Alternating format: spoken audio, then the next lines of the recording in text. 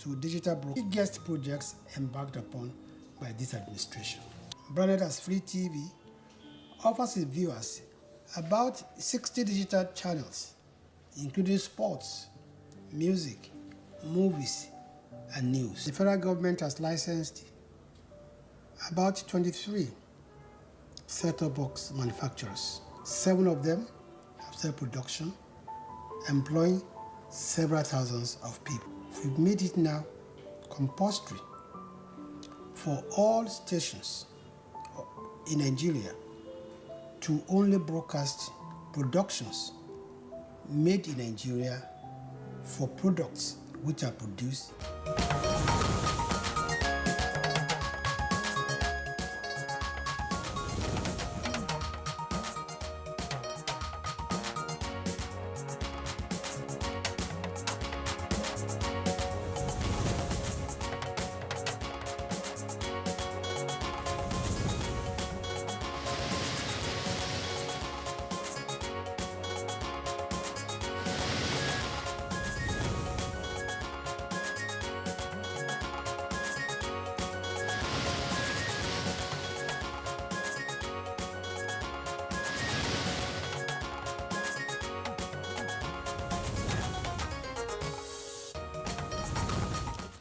Nigeria takes delivery of more than 170,000 doses of Johnson & Johnson COVID-19 vaccine.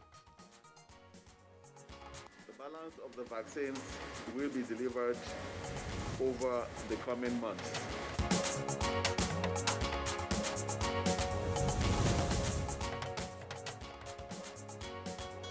Nigeria Center for Disease Control, NCDC, warns against more outbreak of cholera. Our people, we need to encourage our state governments to invest in water distribution and really raise this with your support up the agenda.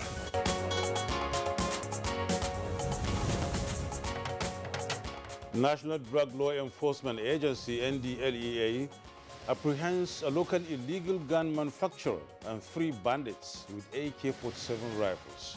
Definitely, this may not be the only manufactured weapon. We just chanced on this one.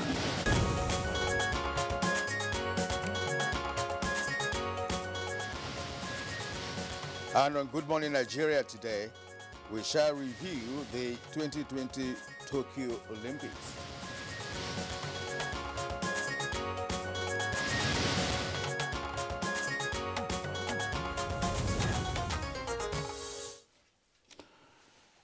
The global pandemic of COVID-19 shut down the world almost faster than it could handle it. And even though virtually every sector of life was affected, slowly but surely, life began to surge back, that is, into the world. And one of the few sectors that dared to challenge the pandemic and gradually return to its activities was the sporting sector. The Tokyo Olympics, 2020 Olympic Games, even though delayed by 1 year amidst rising cases of COVID-19, eventually held and was concluded in Tokyo, Japan. It is not news that 2 athletes from our own team, Nigeria, registered their names and that of the country on the medals table with a silver and a bronze. And now in Nigerian, while the games were held without the ambience of screaming and cheering fans in the stands for very obvious reasons, this did not in any way stop the athletes from various countries from putting in their best in the myriad of events at the games. And from record-setting to record-breaking and history-making moments, the Tokyo 2020 Olympic Games had it all. And speaking of history-making moments, Team Nigeria's Blessing Oborodudu became the first ever Nigerian to win a medal in the wrestling event at the Olympics. And she went all out for gold against a formidable champion, Tamira Mensah-Stoke, but couldn't get Mensah back to the ground. Hence, she got for Nigeria what many now call the golden silver medal. Also, African champion Ese Brume gave her biggest jump yet at the Olympics to cement her spot in history with the bronze medal as the 3rd woman after Chioma Ajunwe and Blessing Akpagbere to win a medal for Nigeria in the women's long jump event. While the narrative may seem good thus far, there were some grey moments for Team Nigeria, with the track queen Blessing Akpagbere getting a shock suspension hours before her 100 meters final race by the Athletes Integrity Unit, AIU, for testing positive to what they termed human growth hormone. Yusuf, I've not heard of this before. What we are used to has always been, enhancing drugs that have been banned by the Olympic organizers. But this time around, you said the hormone growth. I wonder why that was so critical. No, that could be a new term there and a new discovery anyway. But all the same, the duo of Itsekiri Wishoritse and Enoch Adegoke, he couldn't make a podium finish in the men's 100 meters. The same was the case with Divine Odu and Rada Oduduru, who crashed out in hits of the men's 200 meters hurdle. That is, Queen Tobiloga Amusin, after blazing through the qualifying rounds, somehow could only manage a fourth-place finish in the women's 100 meters hurdles. Other medal hopefuls like Blessing Adekuroye, Ebuka Enekochi, Funke Oshonaike, Eden Ofiong, Elizabeth Ayanacho, including the basketball teams, could not make it through the group stages of the Olympics. Eventually, both silver and bronze medals won by Nigeria gave us a 74th place finish. But while there were failures and disappointments, a few great impressions were made, like Esther Toko, who, against all odds, qualified for Nigeria's first ever rowing event, and swimming teenage sensation Abiola Ogumboun, who caught the attention of the world when she finished first in her first heat with a personal best of 54.47 seconds in what was her debut. Now, the games are over, and the next host city, Paris, will be looking to welcoming the rest of the world once again in 2024. What are the lessons to be learned from Tokyo 2020? How does Team Nigeria hope to improve on their performances going forward?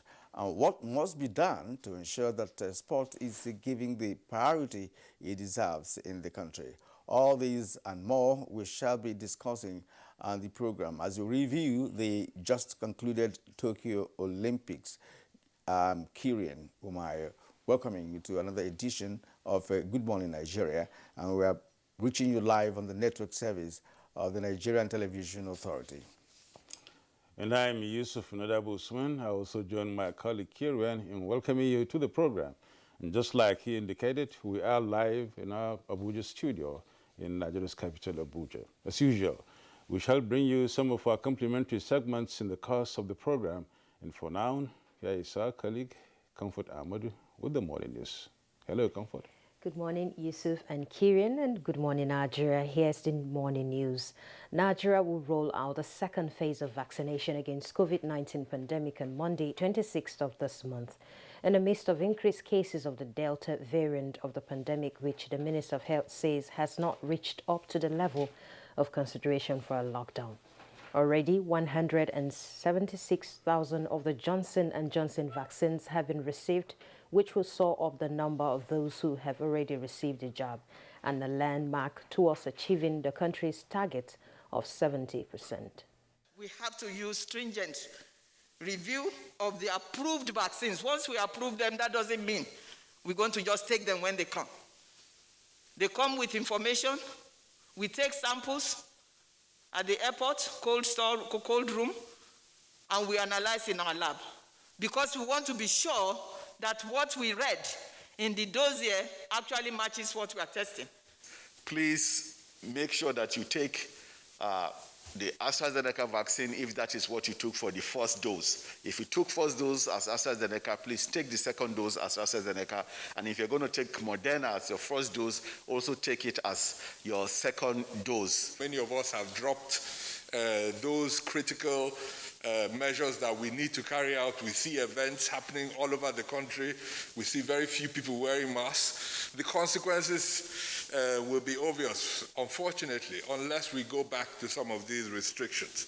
So it's a moral question. I'm telling the young people that this is not a time when everybody else is rising to defend their country. You say you are going on strike. Whatever it is, the reason, some of them just, some of them don't look so just, some of them easily can be solved, others are not easily solved. And Nigeria has also taken delivery of 177,600 doses of the Johnson & Johnson COVID-19 vaccine out of the 29 million doses expected.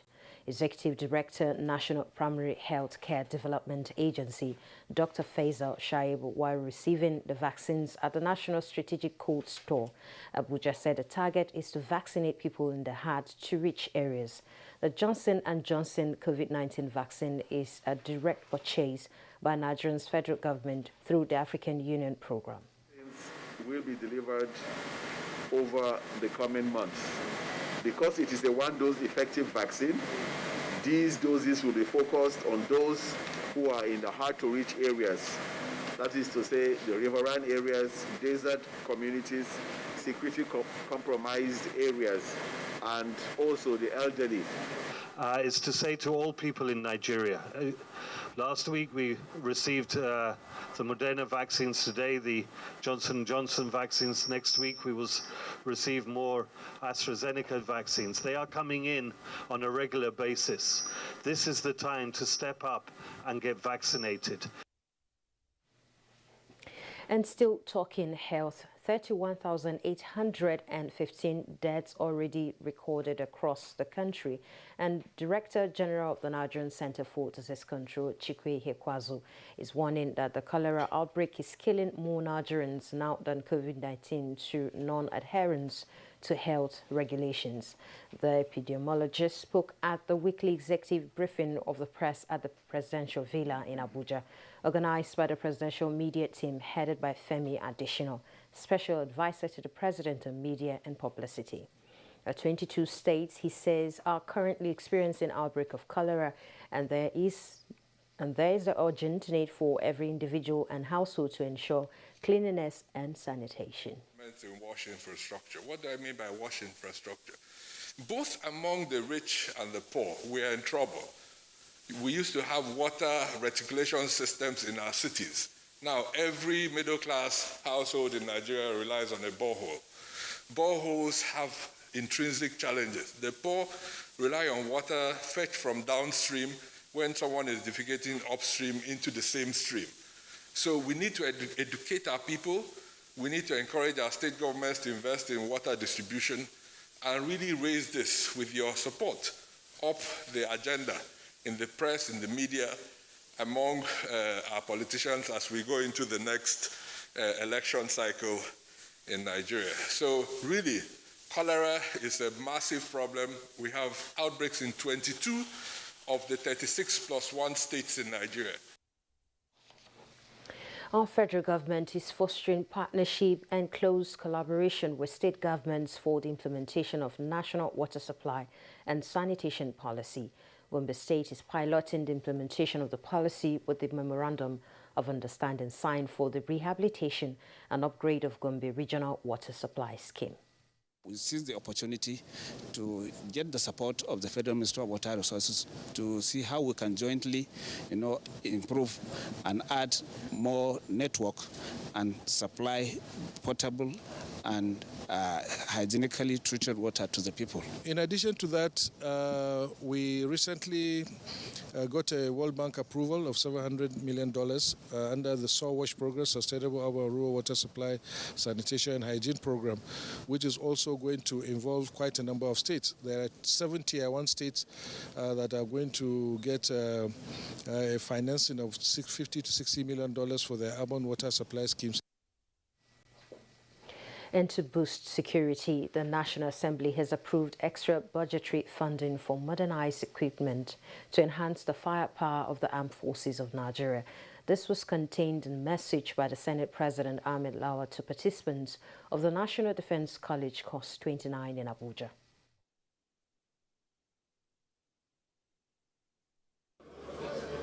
This assembly has approved a statutory funding for modernized equipment to enhance firepower, counter-improved explosive devices, intelligence, surveillance, target acquisition, reconnaissance, and also communication.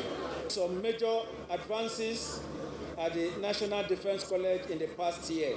This includes the upgrade of the Center for Strategic Research and Studies. The college also upgraded the equipment at its medical center to cope with growing demands. The National Drug Law Enforcement Agency, NTA, says it has apprehended a local illegal gun manufacturer and 3 bandits with AK-47 rifles in its routine stop and search operations in different parts of the country in the past week. Chairman of the agency, Mohammed Buba Marwa, told newsmen that NDLA is handing over the suspect to the appropriate authorities for further investigation. And a fabricated high-caliber G3 rifle was discovered with 78 rounds of live ammunition of 7.62 caliber and 5 empty shells of some caliber. Definitely, this may not be the only manufactured weapon. We just chanced on this. The Nigerian Center for Disease Control and CDC has announced 753 new cases of COVID-19 in Nigeria within the last 24 hours. The breakdown of the new cases from 14 states indicates that Lagos State tops the daily statistics with 364 new cases. Akwa Ibom recorded 141, Oyo 74, Rivers 46, Abia 38, Ogun 24, Kwara 20, FCT 12, Ekiti 10, Delta 9, Edo 6, Plateau 5, Imo 3, and Bayelsa 1. With this development, Nigeria now has 180,661 total confirmed cases of COVID-19, out of which 166,560 patients were treated and discharged, while the death toll is now 2,200. That's the news for now. The program will continue with Yusuf and Kieran right after the break. Admission forms into NTA Television College JOS 2021-2022 2-year National Innovation Diploma Program are on sale from 9th of August to 29th of October 2021. Candidates who wish to apply for admission must have 5 O-level credits in relevant subjects including English language and mathematics. The courses available for application include film and television production, broadcast journalism, and television engineering technology. The admission forms can be obtained at NTA Television College or any NTA station nationwide at the cost of 7,500 naira only. Payment for the form is through remitter platform only in favor of NTA Television College. For more inquiries, please call 0803-079-5335 or 0806-980-9807. Management Announcer. It's scary